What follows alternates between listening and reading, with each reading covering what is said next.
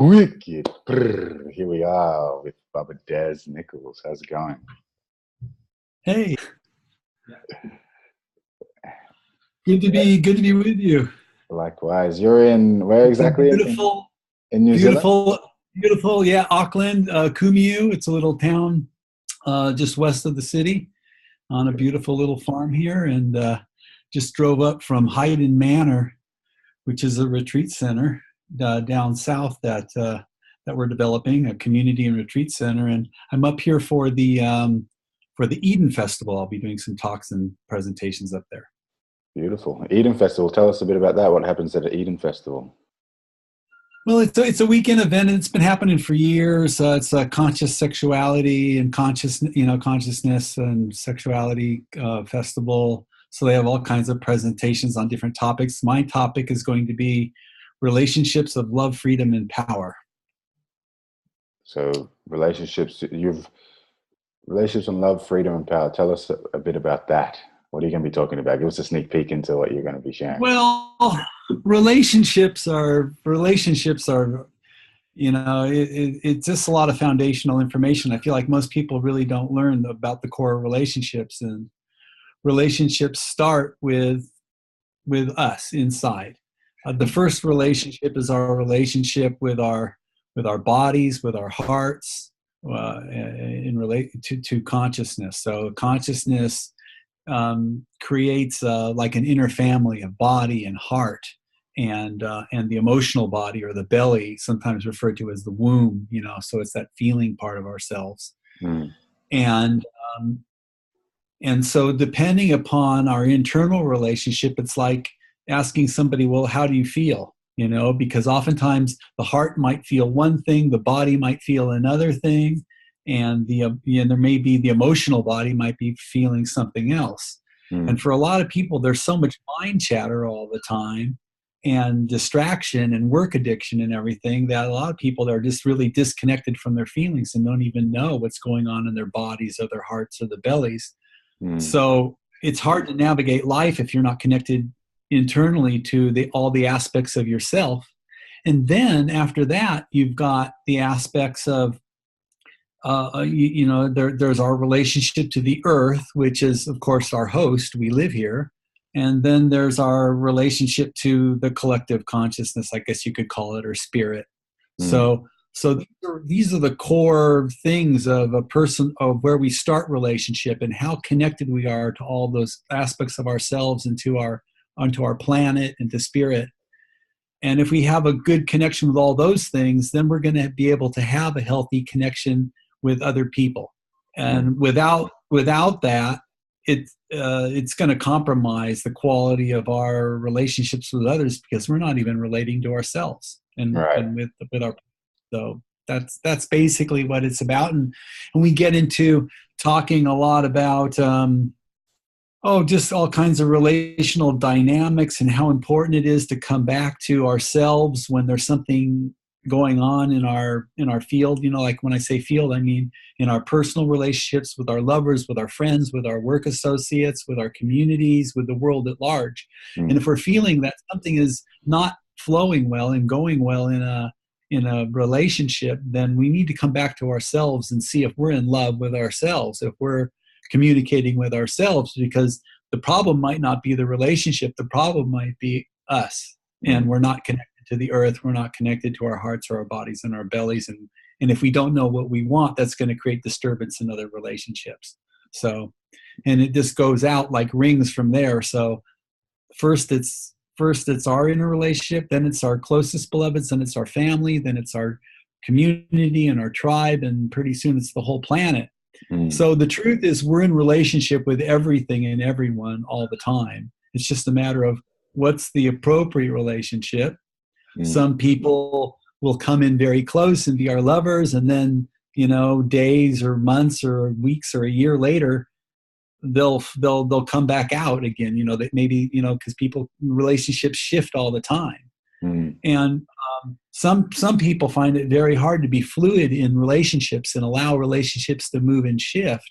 And some people can do that better than others. But it's important that we understand that as human beings, it's natural for relationships to shift and change, and a lot of people create a lot of suffering because they're not able to support and allow relationships to shift and change and go in and out. That flexibility, that emotional flexibility, mental flexibility, or the opposing, which is the rigidity, right? So if you have a rigidity, it's going to it seems like it causes a lot of issues for people, a lot of the suffering, like you mentioned.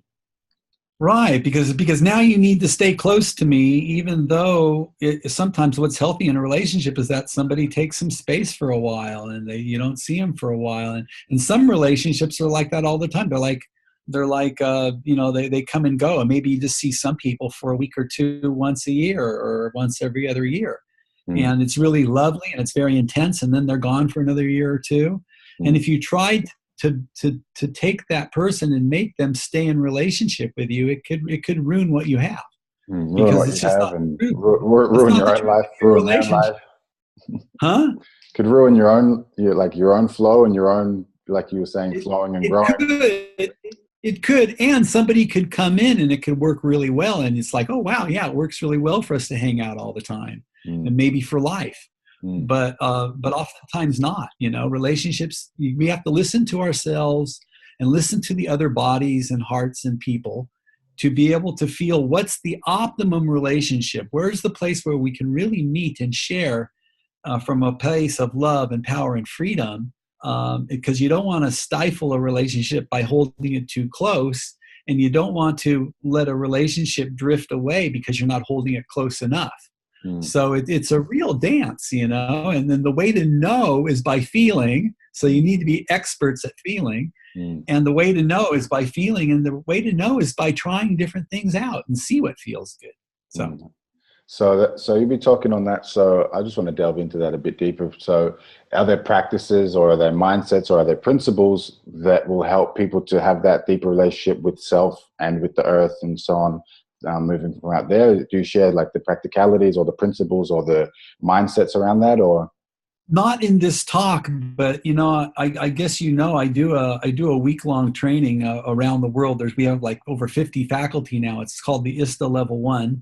There's a Level 1, Level 2, and Level 3. But the ISTA Level 1 is really a life force or a life mastery course, and it's information and most importantly, experiences that really give people a foundation for a healthy relationship with themselves and each other.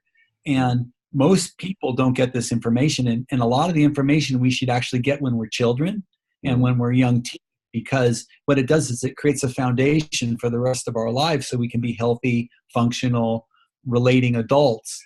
And this is information that you just don't learn in normal life. You don't learn it in schools. You don't learn it from your parents. You don't learn it anywhere. So we created this experience to give people a clue about who they are, how to relate to themselves, and how to relate to others, so that you can actually have successful relationships. And I think that's why it's exploding all around the world. We've got these level 1s happening all around the world because people are blown away. And we get this comment every time. It's like, why didn't I learn this stuff as a child? Why didn't I learn this stuff when I was a young adult? It would have made all the difference in my life, especially when you're talking when it's 60 or 70, Right. So do you actually, is it for adults only, or do you actually teach this stuff with youth and stuff as well, or? It's generally, it depends on the country. It's the legal age of consent, because we do spiritual, shamanic, and some sexual practices. So some countries it's 16, some countries it's 18. But yeah, we give scholarships to people under 25 because we want to encourage them to have the information and experiences as they move into adulthood, so that they don't make all the mistakes that most of us are making later on in life. And what are the core takeaways that you intend for people to leave with? So people come with all sorts of stuff going on for them, like we all do. We've all had conditionings and yeah, exactly. It's a long list of experiences, and again, it's not the information. It's what we actually embody and what we really understand in a core level in ourselves. Like some of the things are: the earth is safe. It's safe to feel know how to process emotions quickly and bring myself back into love and ease. So, we teach different skills and we teach different tools to be able to do all those things. Also unscrambling and untangling the mess around our sexuality and all the guilt, fear, and shame around that. Our sexuality is very key. It's connected to our abundance. It's connected to our relationships. It's connected to our health. And if we don't have a healthy understanding of our sexuality and we don't have healthy sexual practices with ourselves, it's going to make having a healthy relationship with someone else virtually impossible. And this is a worldwide problem. That's why we do this training and why it's so successful. Beautiful. And can you go in on a little bit about what healthy and unhealthy sexual practices look like? Well, I think one of the most common unhealthy sexual practices is kind of what we learn by default. It's a little different in general for men and women, but not really. I mean, we're all human beings. And in our culture, we really don't get the information about who we are as sexual beings. We are not taught as children that we're masculine and feminine, that we have both of these energies inside of us, that we need to learn about the feminine mysteries and the masculine mysteries, and we need to grow our inner masculine and feminine so that we can have what we call a healthy marriage inside of ourselves. And when we understand the masculine and feminine inside of ourselves and they start relating inside, then we can actually start to have healthy relationships with the men and women outside of ourselves. So it will, if you're a man, it'll improve your relationship with your brothers. It will improve your relationship with your sisters. It will improve your relationship with your lovers. And because like as a man, the feminine isn't out there. We tend to project our feminine onto women outside of us. And if we really own the feminine and we develop our own inner woman or our own inner feminine energy, then we're going to understand women a lot better because we're in touch with that part of ourselves. And it's not going to be such a mystery about what women want, for example.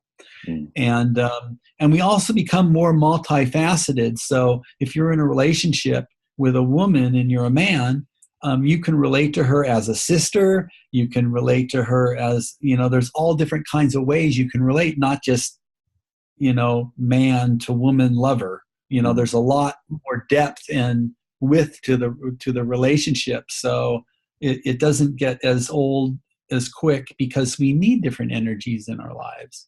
So we learn, that's one of the things we learn. Another dysfunctional thing that we learn is when we start to self-pleasure or masturbate, we call that in our culture.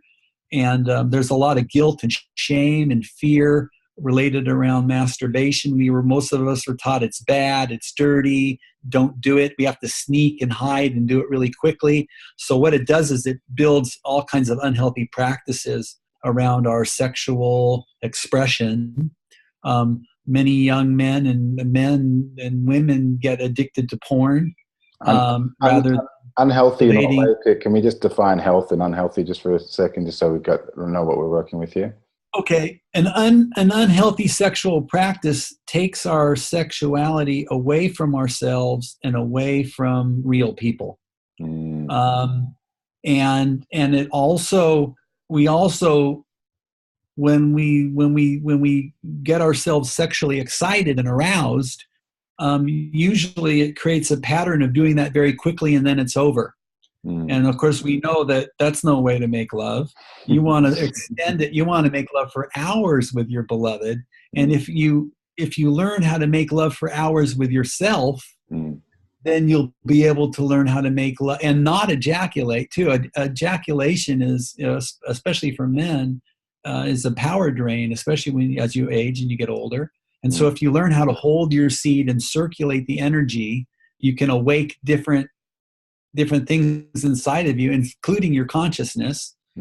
And so you can use sexual energy consciously for different things, for manifestation, for, like I said, health and abundance and magnetizing in relationships. But if you're constantly masturbating and spilling your seed all the time, you're not going to be able to use and direct that power. So that's a healthy practice. The unhealthy practice is just having sex really fast and masturbating and spilling your seed all the time. That creates a pattern. And for women, is it the same? Is if women are ejaculating or women are orgasming a lot, is that a drain on their system, or is that a? It in a way it can be, but not necessarily. And the same thing with men. It's like what we need to learn to do as men is we need to learn to separate ejaculation from orgasm. So when you start to self-pleasure and you can start orgasming without ejaculating, that's really powerful. And for women, the same thing. You know, they can make love and have orgasm after orgasm after orgasm, and maybe ejaculate or not.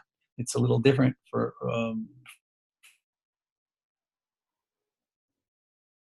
is to hold that energy and only ejaculate or orgasm when you want, like when you walk when you walk the orgasmic edge, it builds power. It builds power in your body to stay right at that point before orgasm and just relax there and just stay right on that orgasmic edge. And it's a very heightened place, and it's quite pleasurable, especially when you're making love with someone else.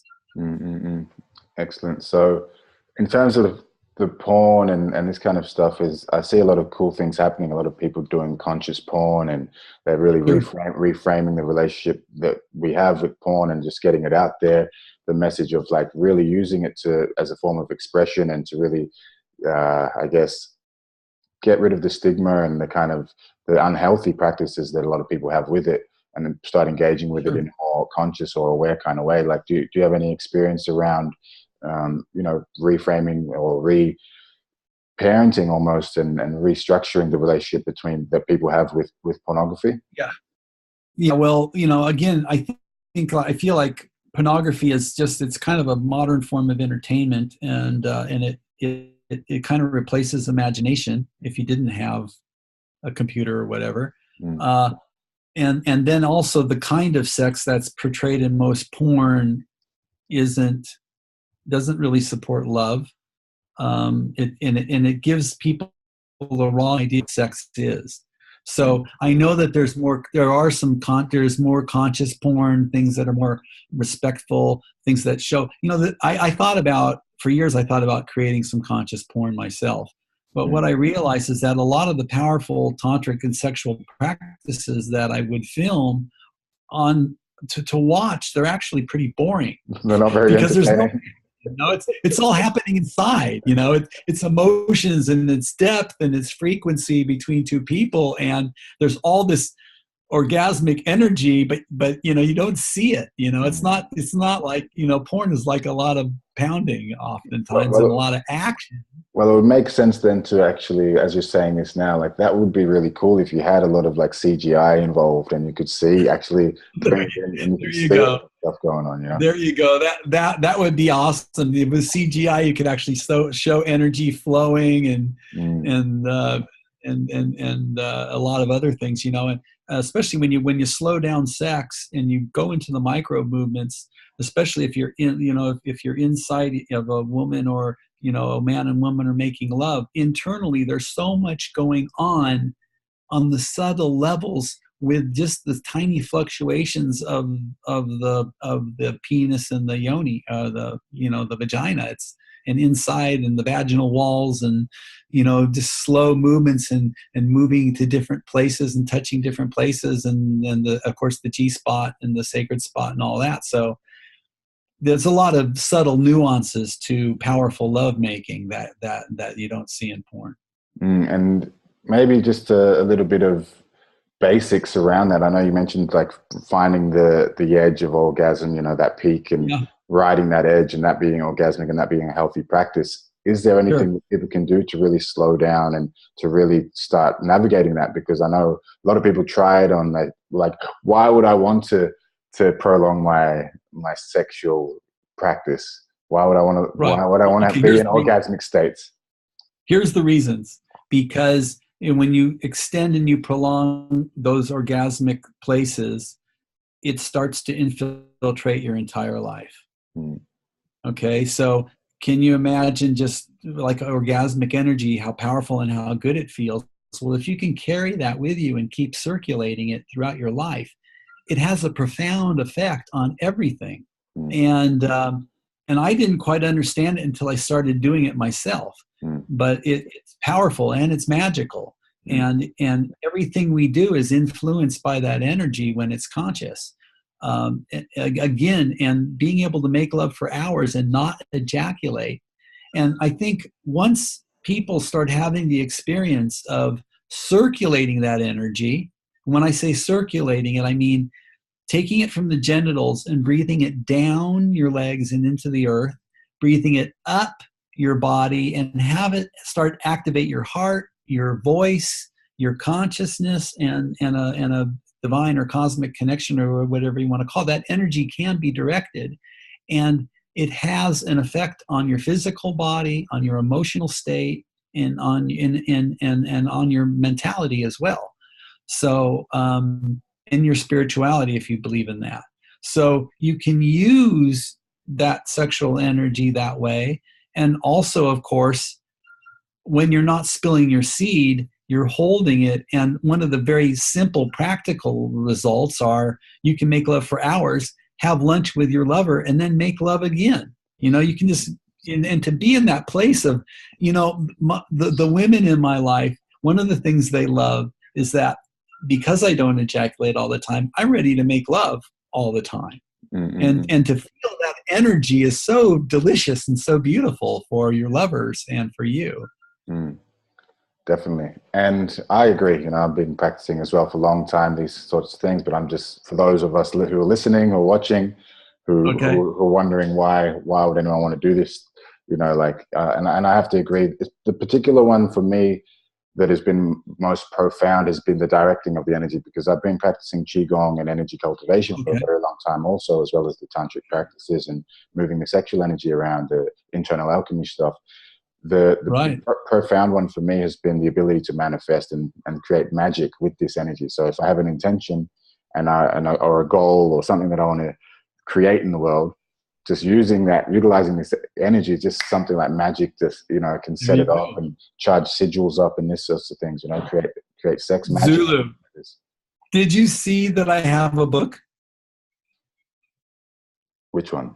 Which book? I wrote a book, and it's online. It's on my profile page. Sacred Sexual Healing? Yeah, the Shaman Method of Sex Magic. So that's one of the main things in my life. I've manifested everything using that energy and sharing that and sharing that with lovers, and also bringing using our sexual energy for conscious manifestation. And I mean, I have story after story after story of where I've made love with my lover, set an intention, and have manifested extraordinary things that just blew us both away. You've got stories upon stories. Care to share one with us now? Okay. One of the stories I love is when I had my health supplement company. I had the health supplement company in the 90s. I sold it in 2001. But at some point in the company, we had our staff and everything, and we had a really good manager at the time. And what would happen is we would basically work from our bedroom in the morning, and then we'd go into the office in the afternoon. So basically, we would have our computers, have our phones, we'd be taking calls and writing things and, messaging people and taking care of business from our bedroom, in our bed, making love all morning.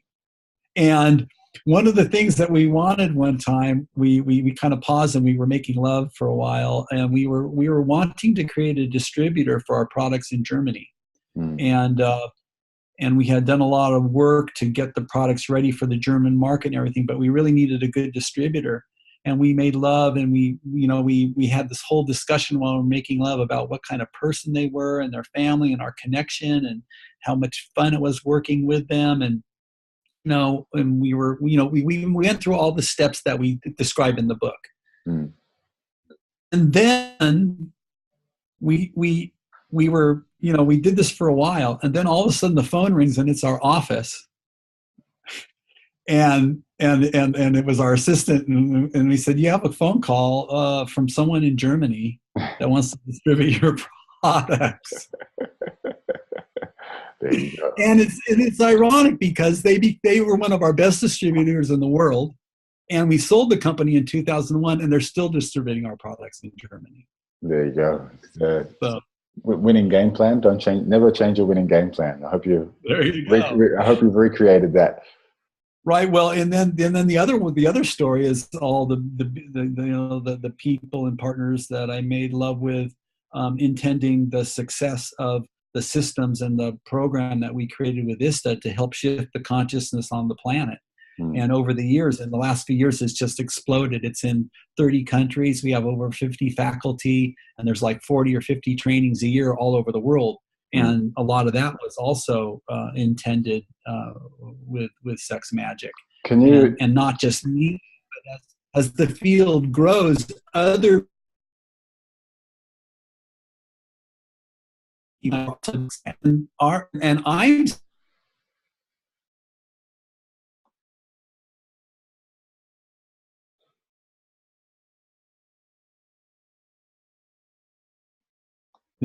Are you frozen? Yeah, I'm frozen. So I said I got up to as the field grows. Can you start again from there? Okay, as the field grows, what's happening is it's working, and we are shifting the consciousness on the planet. Because as the field grows, there are more teachers and more facilitators and more organizers around the world also doing Sex Magic. People that attend the classes are also learning how to do Sex Magic. So all this intention is shifting the consciousness on the planet and bringing more people into what they need to know about themselves so that we can actually step into our love, in our freedom, in our power, and take back the planet from unconsciousness and all the bullshit that's happening before it's too late. Excellent. And I guess the practice itself of the Sex Magic, I know you should probably share a lot in the book, but just can you give a brief summary or outline of what the steps would be in that, just for the listeners? Sure. Well, it's called the shaman method. So the word shaman is an acronym. And so the first thing you do is you create sacred space and where you would make love, either with yourself or with a partner or partners. So you create a sacred space, and you are part of that sacred space. So the first letter is S. The next letter is are there any elements of the sacred space that need to be present for it to be sacred, or? It's what it is for something to be sacred for you. So that might be, opening the windows and airing out the room, putting in fresh flowers, changing the sheets on your bed, having an intention days before to meet at a certain time. So you're creating a space and time, and a lot of your intention is going into that time. It's like preparing for that time days in advance, putting your intention into it. So that's all showering, putting on some beautiful oils, beautiful clothing, some nice music, that all creates the vibe of a sacred space inside and out. Beautiful. So the next letter is H. And the next thing you're doing is you're holding space. You're holding space for your desires, what you want to intend. You're holding space for whoever you're sharing the ritual with. You're holding space for your boundaries. So you want to know with that person, you don't want to create any energy drains or power drains or people thinking about how long is this going to go on? Are we going to use protection or not? Are we going to, because you can do it with sexual energy. You don't actually have to have sex, but you can. So if people are worried about different things, you want to have a conversation to clarify how you're going to share, how long you're going to share. You have children in the next room, you don't want to be making a lot of loud noise, that kind of thing. So you're not distracted by details. By other things. Is this like you can set some agreements possibly to hold that strong space? Exactly. Right. So you're holding space, like what do I want to manifest? What are my boundaries? And then the other thing you're holding space for is your fears. You're holding space for your fears, and not so much your fears around the ritual. It's more the fears of, if you manifested that something, what is it that you're afraid of that would happen? Do you understand what I mean? So it's acknowledging that if for instance, it was a new business or a new partner or a new car, whatever it is, there's going to be responsibilities. There's going to be, you're going to have to Right. step into a new place in Like, yourself to hold that thing in your life. as an example, let's say you want to manifest a new job. Mm. But if you really checked in, you would actually be afraid of manifesting the job because there's a part of you that doesn't want to get up at 8 o'clock every morning. Mm. So then you're going to sabotage your own ritual before as you start to do it, because you weren't in touch that there's a part of you that has fear around going to work at 8 o'clock. So then you bring that fear present and you go, look, I want a job that doesn't start at 8 o'clock. I want a job that starts at noon, or I want a job where I can create my own hours. So now you've addressed that fear and it's not undermining your intention. So it's being really real with yourself, being really honest with yourself, and not deceiving yourself in terms of if you did have this thing, like, no, I'd love it. Like really actually looking into yourself and saying, what would I not like about it? Or what would I be afraid to actually step into if I did create this? Sure. So you got S, you got H, the next letter is A. And then A is for you activate. So that's where you start to activate your sexual energy. You bring it into the physical, you start arousing, get the erotic energy running in your body and your partner or whoever you're sharing the ritual with, if you're sharing it. So you get the erotic energy flowing and you activate and start circulating that energy. And so once you activate, then you merge. That's the next letter, M. And that's for merge. So that when you're activated, then you merge with your partner, or you merge with yourself, with all the aspects of yourself, which we discussed earlier, the earth, divine, or whatever you want to call it, cosmic awareness or whatever. And then you merge with your partner. And then the next step is affirm. So then while you're making love and you got the erotic energy and the arrows flowing and you're circulating it, then you start speaking into, oh yeah, I just imagine that new job and how wonderful it's going to be and the income's going to be great, and your partner, and you're talking about it and affirming it, because we know that when we start getting masterful at making love, there's peaks and valleys. So there can be like a lot of intense orgasmic energy going, and you're not going to be talking at those times. You're going to be in your love making, but then it slows down a little and you start to breathe and you hold each other, and that's where you start to affirm your intention. So you bring an affirmation into that. Gee, I can smell the new tires on my car, that new tire smell or whatever, or the new car smell if you want to manifest a car, and so you bring that affirmation into your lovemaking. And then the next letter is M, or N rather. And. So shaman. And N for what, sir? Next step. Next step.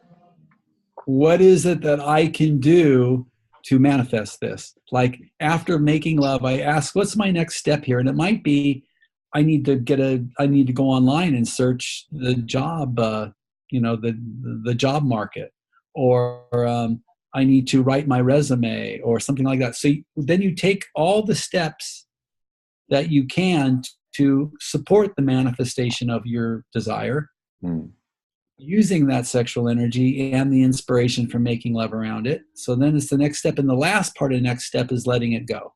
You do everything you can to make it happen, and then you let it go.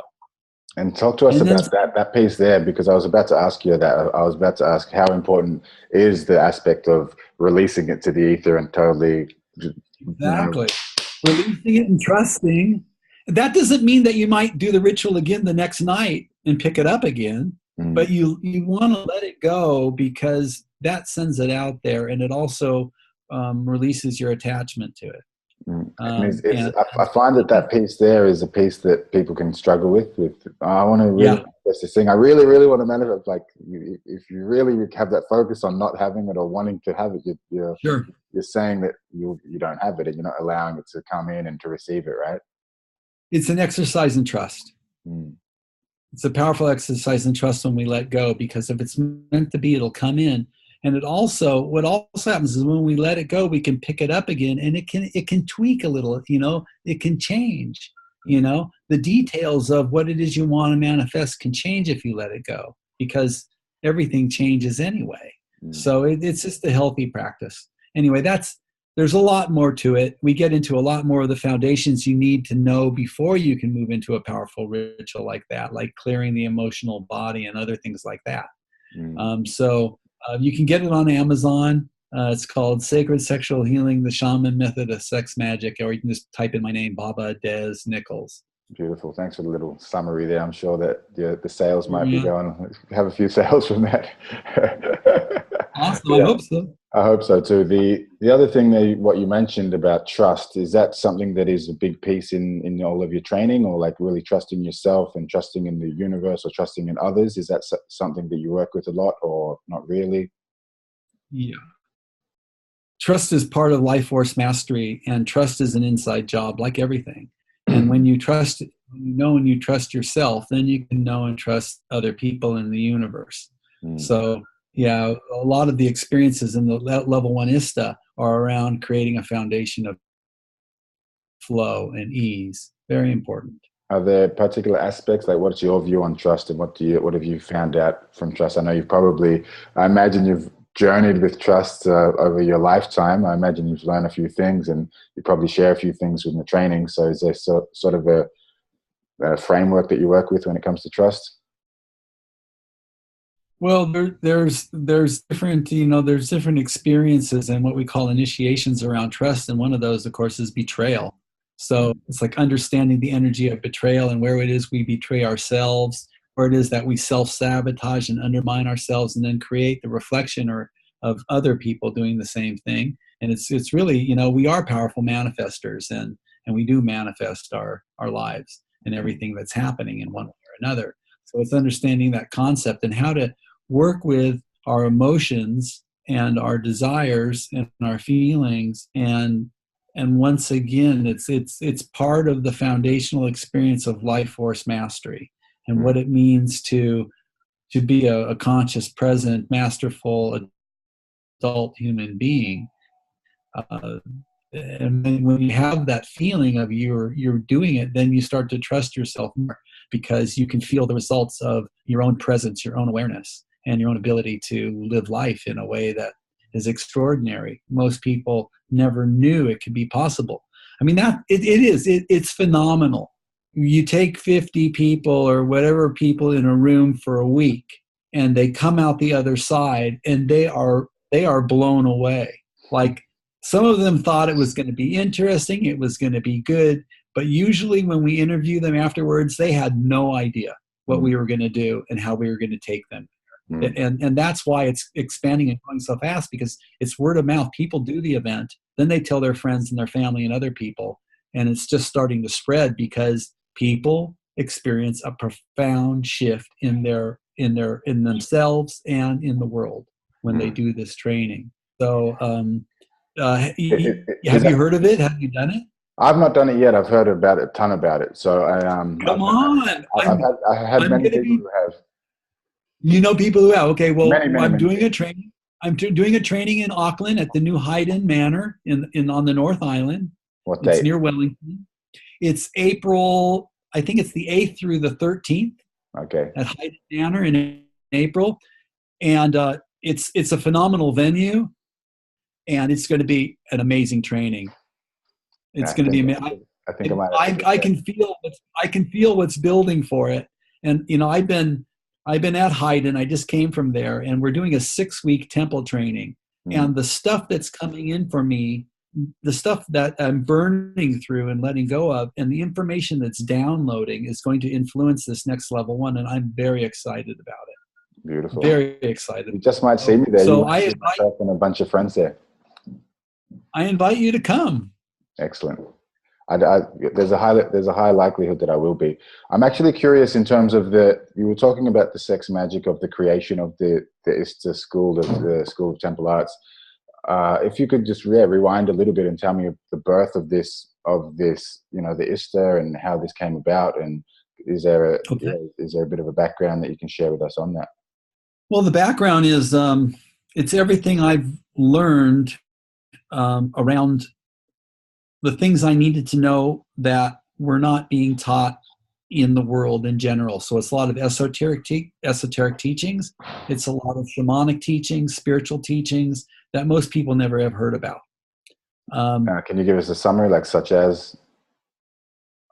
Well, everything we've been talking about around our sexuality, that's one thing. Yeah. Then a lot of different shamanic practices that build power, and then just understanding our relationship to energy in the universe and to nature. So again, it's not a lot of information. It's more of things that needed to happen to us when we were children that create a neurological foundation that bond us to the earth, ourselves, and life in a very different way. So I know I'm being a little bit vague, and it's hard to describe, because once you do the experience, you'll understand what I mean. But again, it creates more trust, it creates more safety, it creates more presence. One simple thing I can share with you is, like, most people did not have the experience of being held by their fathers and falling asleep in their father's arms. That's a pretty simple thing, but a lot of men weren't available for that with their children. So, I mean, a certain download that happens and a certain sinking in that happens in your neurology. So that's just one example, but there's a whole series of things that we guide people through, and they clean up our relationship with the archetypes of mother, of father, of brother, of sister, strengthening our relationship, our inner relationship, which I mentioned earlier, like really getting connected to your heart, and the shamanic tools that we use to deepen our own heart connection, how to really get deeply connected with your emotional body or your womb energy. And many women are disconnected from their womb energy, and men don't even know they have womb energy because they never learned the feminine mysteries. So we're reconnecting people with the powerful elements that they need to know about themselves so that they can function on a high level. Beautiful. And one of the things I'm working on now is I'm reframing, and I'm going to take this into the business and corporate worlds. Yeah, beautiful. It's much necessary to get it on that mainstream. So nice work. Yeah, man. And just rewinding again, in terms of how long has the ISTA been around? Like, how did you said you created it from Sex Magick? Okay. What was going on in life around the actual birthing of this School of Temple Arts, and how the first workshop I taught was in 1988 in Golden Bay, New Zealand. And it was a 3-day workshop, and I realized I needed more time. So over the years, it started to evolve, and then I had my health food company for 10 years. So in 2001, after I sold my health food company, I got back immersed in the sexual healing arts, doing Daka work or sexual healing work with men and women. And so a lot of the things that go into the level 1 training, the week-long training, are practices that I would actually use one-on-one with men and women to get them reconnected with their power and to heal all the sexual dysfunction that totally undermines their relationships, their health, their success in business and stuff. So I started to think in the early 2000s, I'm doing this one person at a time, and it's really expensive and it takes a lot of time. Could I create a format where I could do 20, 30, 40, 50 people or more at a time and get the same result? And the answer was yes. So the curriculum and the week has evolved. And since I started to create friends and allies and other amazing teachers from different practices, they came and they helped me evolve it. And it continues to evolve. It's a living thing. And it just keeps improving all the time as we improve. But the whole thing is, if you had a week, what would you do with a group of people to deliver them all the way to their power and to their love and to their freedom? And that's what we do in the week. So it's constantly evolving. And ISTA, actually, it started as a training for sexual healers. It was called the Daka training. And then after that, it was called this spiritual sexual shamanic practitioner training. And what happened was so many ordinary people came to start doing it because they heard how amazing it was, and they had no intention of becoming a sexual healer. So we changed the name to the Spiritual Sexual Shamanic Experience. And we relaunched the practitioner training last year. So that's a whole nother event now within the ISTA field. If you want to learn how to do this one-on-one with people, we have a 8-day course and with a 3-month follow-up. But the level 1 experience is the kind of like the entry level that gives you the foundation. And it's blowing people away all around the world. We've got trainings in Croatia, South Africa, like I said, every continent. And it's really exciting. If you go to the ISTA website, you can see a list of the trainings around the world. Beautiful. And yeah, nice work on making it happen and birthing these practices and sharing the gifts with the world. We're doing it together. Like I said, the field keeps expanding, and it's what it is it's a manifestation of all of our desires and dreams. If you're a person who wants to shift the consciousness on the planet and reclaim our power and take our planet back from what I call the immature masculine and feminine, from the immature energy that's basically destroying our planet. It's not about making incremental changes out there, saving the whales and doing this. And I mean, all that stuff is cool. But where the change is really going to happen is it's going to happen inside of us, one person at a time. 100%. I totally agree. Yeah. So that's why this training, I feel, is the most effective thing we can do to make a difference on the planet and the consciousness in human beings. Yeah. Do the level 1. This stuff. I am curious. And once you do it, I want to do this show with you again after you do the level 1. 100%. I'm happy to do. This is the beginning of the conversation, and awesome. I'll be running this podcast for years to come. So plenty of opportunities. Cool, and if you ever have anything you want me on, vice versa, we can do that as well. Awesome. I'm curious in terms of mindfulness. I love mindfulness. I love meditation. I love presence, awareness, and for the reasons, like you said, for maturity, to get rid of the immaturity and to get more in connection with myself, with the planet, with the heavens, with the earth, and with others. And for you, what's been your experience of mindfulness or meditation practice? Is this stuff that you're teaching a form of meditation or a form of mindfulness, or do you have a separate practice, or do you combine them? Like, what's it like for you? It's all combined, because that's what we are. We're a combination of many things.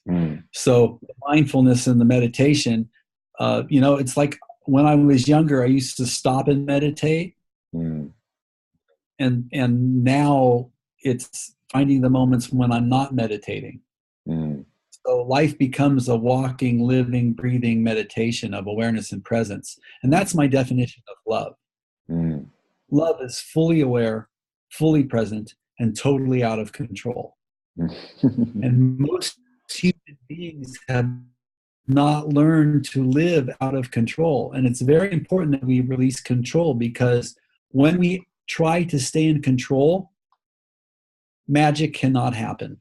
Love cannot happen. So control, we feel we need to live in control because we're not aware and present. So because of our lack of awareness and presence, now we need to be in control of ourselves and everything, because we're afraid something's going to happen if we don't stay in control. But actually, if we learn to let go of control and increase our awareness and presence, then life can dance us, and we can dance life spontaneously, being able to respond in every moment appropriately, because we're fully aware and we're fully present. So then we live out of control, and what happens is love. Definitely. And it's that letting go piece. I think every time we're inhaling or exhaling, there's a life and inspiration and expiration. Like there's a life and death in every breath. So we're always letting go. The other interesting thing around consciousness, it's kind of like the duality. There's the Shiva Shakti, the masculine, feminine, the yin and the yang. And I feel like the two major components of who we are is we're consciousness and the mystery. Okay. And so it's almost like, and I hate assigning gender to stuff these days. it's just been evolving over the years, and it's hard to put a gender on anything, so I don't want to say the masculine and the feminine, but there is that analogy. But I feel like consciousness is holding the mystery and the chaos, basically. And as the mystery expands within us, we need to expand our consciousness to be able to hold it all. As our awareness expands, we need to expand our consciousness to hold the mystery that's unfurling at every moment. So it's a beautiful thing that we actually are growing ourselves up. We're growing ourselves up, and we're actually releasing all of the things that don't serve us, all the blocks, all the trauma, all the conditioning that doesn't serve us, and we're actually repatterning our neurology. We're repatterning our neurology to a neurology that can live in love with full awareness and presence. Because the neurology that we've, across the blanket, every culture around the world has basically downloaded and passed on a neurology of control.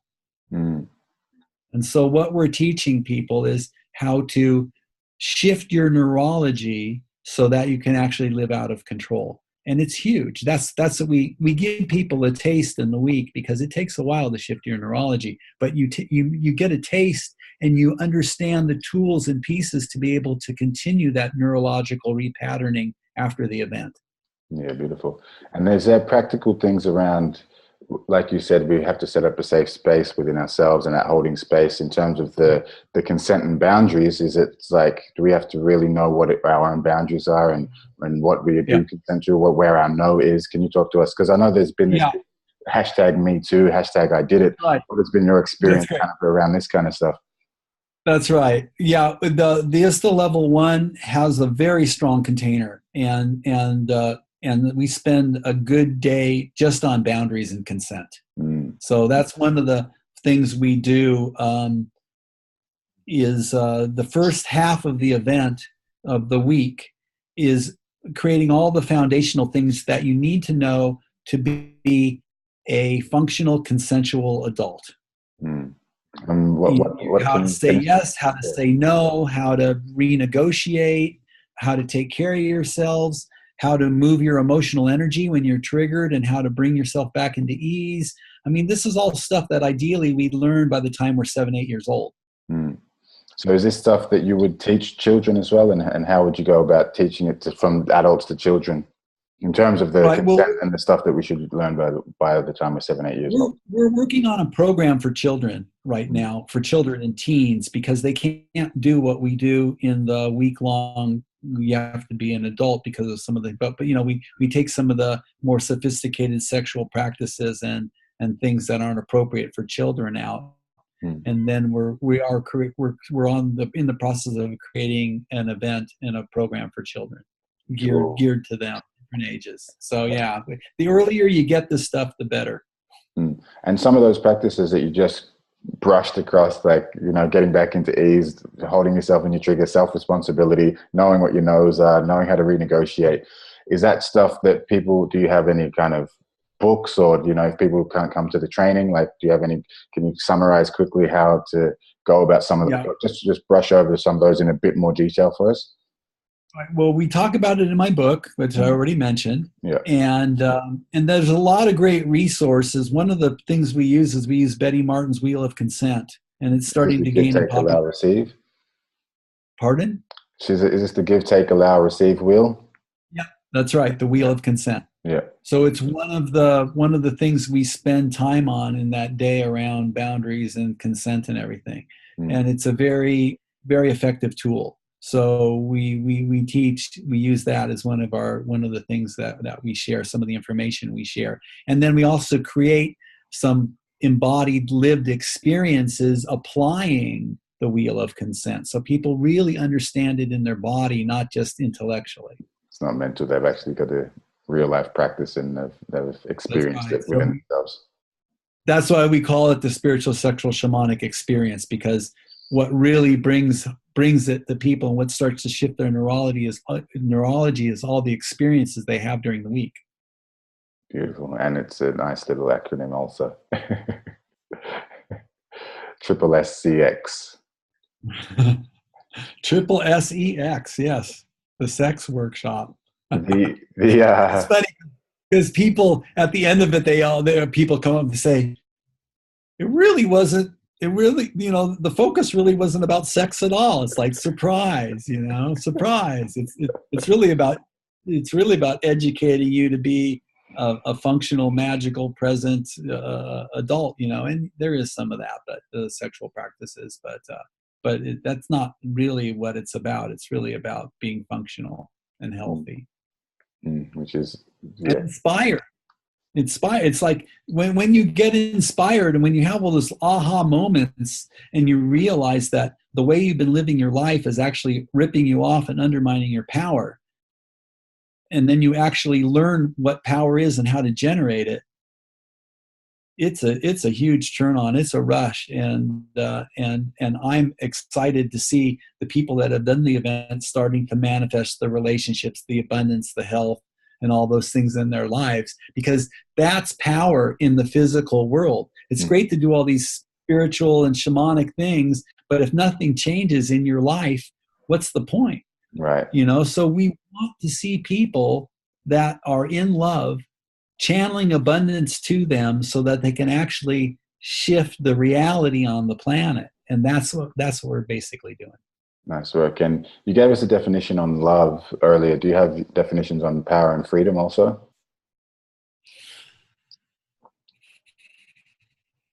They're all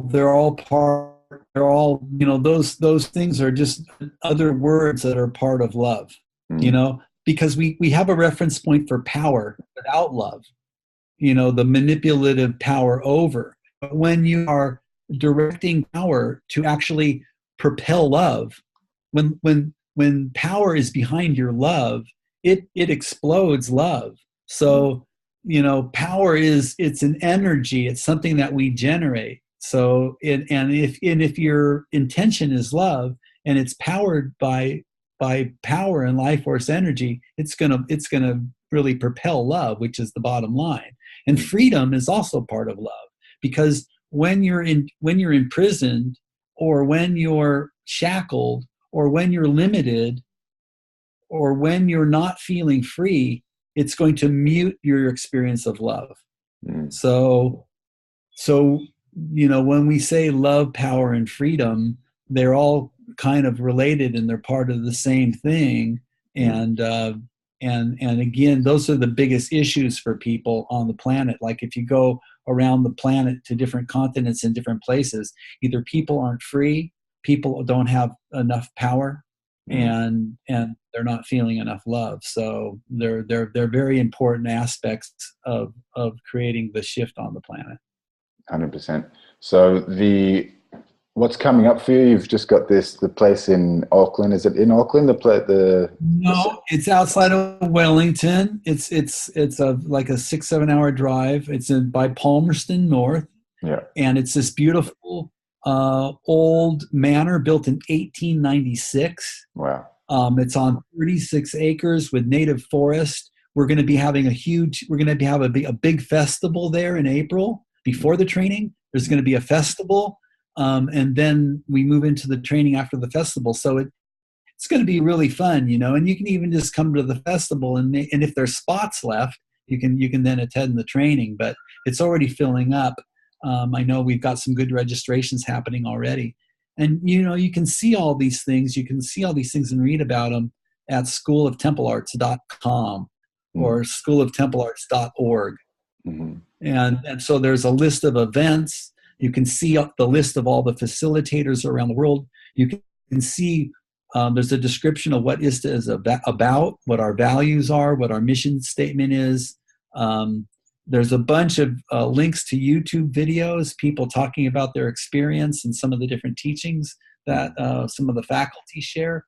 So It's a great resource if you go to the website, School of Temple Arts. Awesome. And are you still training and facilitating personally, or you've got your faculty doing all of that, or are you working with people one-on-one, still doing the couples work and the group work, or? Right. Well, the interesting thing is the way I set up ISTA is that it's not mine. I wanted to set up something that people, as they got what it was about, they could take ownership of it. So what it is ISTA is a dream that's shared collectively. You know, someone comes up with it first, but then other people go, hey, this is cool. I believe in this too. This is what I stand for. So it's about bringing the temple arts back to the planet to liberate humanity. And there's a lot of people doing that. And there's a lot of people that are part of ISTA and they don't even know it's there yet. You know, and they're working on their own. And then all of a sudden they meet the ISTA tribe and they go, this is who I am. It's like, well, yeah, welcome, you know? So people can come in and participate however they want. And it, like I said, it's not mine. It's not my faculty. We belong to each other. And we call ISTA, rather than an organization, we call it an organism because it's alive and it's growing and it's evolving and it's expanding. And so for me personally, I used to do a lot of private sessions with clients around the world. I do very few these days. I mostly refer them out to other people. I took a year off a couple of years ago. I didn't do any teaching, any talking, any trainings, I just gave myself a break from it. And I realized how much I love this work and how much I missed it for that year. So I am doing a few trainings a year. I've got one at Haydn in New Zealand in April. I've got another one in Estonia in August. I've got another one in Iceland. Before that, shout out to the Estonian and the Icelandics. Sorry, Iceland's amazing, man. I lost you at Iceland. Oh, okay. So I've got one in Iceland. I've got another one in Israel in September, and then one in Ibiza, Spain in October. And then we go to Peru in November, the end of November, Peru. I got 5 coming. Nice work getting amongst it. I got 5. I got my share. I got my handful. And then there's like I said, there's another 30 or 40 around the world by other faculty as well. Beautiful. And there's always 3 faculty members. Why is that? Members hold the circle, and they are the most amazing people on this planet. And we're bringing in new faculty all the time that resonate and have that kind of embodied mastery as well. So it's really beautiful to see it happening. Beautiful. And for you, tell us a bit about your singing, songwriting. What's happening in the creative realm for you? Well, you know, I put out a CD of, you know, an album, I guess you'd call it, about 10 years ago. And I've been so on the road getting ISTA going that I really haven't had time to write some new material. And it's interesting because we have a couple of pianos down at Haydn, and I just started getting back into it in the last few weeks. So I'm very excited. Hopefully there'll be some new music moving through and maybe some co-creations. I do have an album on Bandcamp. Again, you can search Baba Dez. It's called Thank the Moon, and there are 6 original songs on there. And all the proceeds go to support ISTA. And then writing, you know, different things are coming in, and I'm writing some pieces that on my Facebook page and maybe in a book.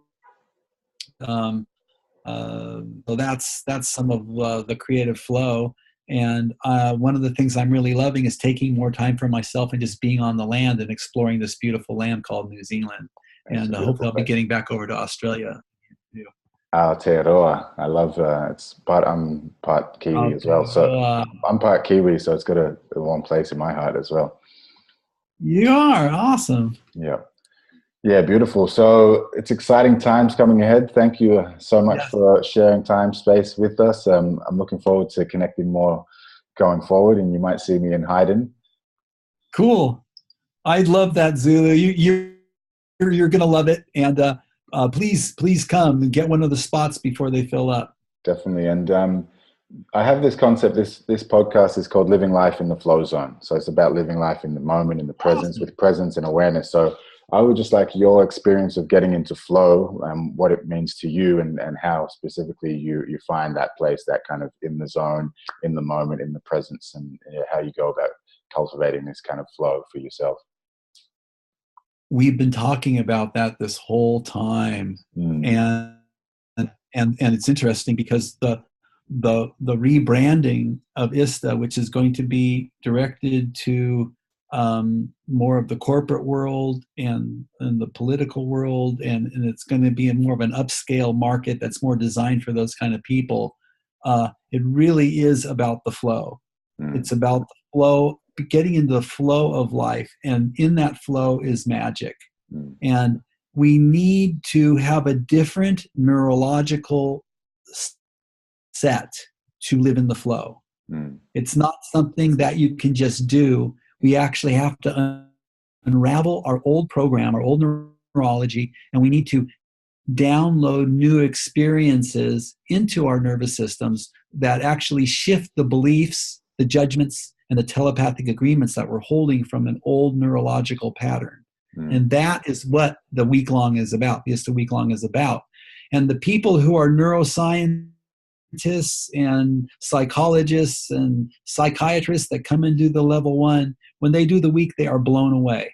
They are blown away because what we're doing is the most effective thing they've found to actually shift people's neurology in 1 week. And we're not shifting the neurology to what we want it to be. We're actually creating the container and teaching people the tools to shift their own neurology and who they're here to be. Like listening to their soul's call, their soul song, they're able to shift their neurology in a way that brings them home to themselves and changes their life forever. Look at that. That's chicken skin right there. Awesome. Well, I'm glad you're feeling it, because that's what it's all about. And it's been a challenge it's getting easier to inspire people to come to what we're doing, because it is what it is, and it is profound. And that's why I'm so excited for you to come and for you to do it, because when you have the experience, it's going to change this podcast, and it's going to change a lot of things, and you'll realize that you're actually part of something that's expanding and growing all around the world. That the field of love is growing. The field of love, freedom, and power is growing, and 100%. And that's what we want to be a part of. So how do we make that happen quicker and more effectively? There's a lot of we call it the International Schools of Temple Arts, because there's a lot of other people that have their own teachings, their own workshops, their own schools, and they're all related to ISTA. Because, like, for instance, part of ISTA is the School of Permaculture. Because it's part of living, it's part of the temple arts, and part of living healthy on this planet. So, part of ISTA are all the schools of yoga, teaching people those practices. Yeah, I'm teaching the Qigong, the meditation, the mindfulness. Exactly. Exactly what you were talking about, the piece around it, what you're doing, and what the organism is actually, is coming through the organism, essentially, is this idea of bringing people back home to themselves. And for me, that mindfulness is love, like you mentioned earlier. And when people can drop into the flow zone, then they can find their purpose and live more purposefully. They can really align with why they came here. And that's exactly what I'm about. This is what I'm actually writing a book at the moment. Exactly. About mindfulness is purpose. Qigong is beautiful. Qigong is a temple art. Yeah. So it's like what we're doing, we're using everything we have to shift this consciousness. So there's lots of tools, lots of practices, the study of herbs and plants, the study of, medicinal, not only medicinal herbs and plants, but also mind-altering herbs and plants. I mean, there are so many facets to how we are evolving as human beings and stepping into our divine potential. And these things are going, when we shift our neurology, our inventiveness is going to change. And I also feel it's the next step in our human evolution, because we're going to live healthier lives. And we're also going to start understanding the neurological shift that's going to support more longevity and more health. Yeah, 100%. And then when we shift that, I want to be able to go to London without getting in an airplane.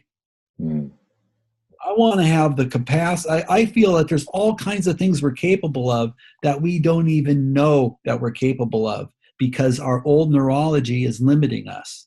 So once we have the skill set to continue to shift our neurology, then start dreaming, because anything is possible, brother. I've been like, when it's so primitive that we cannot move through walls and that we cannot teleport, and it's so primitive, like, come on, where are we at? Exactly. It's like, come on, guys. Exactly.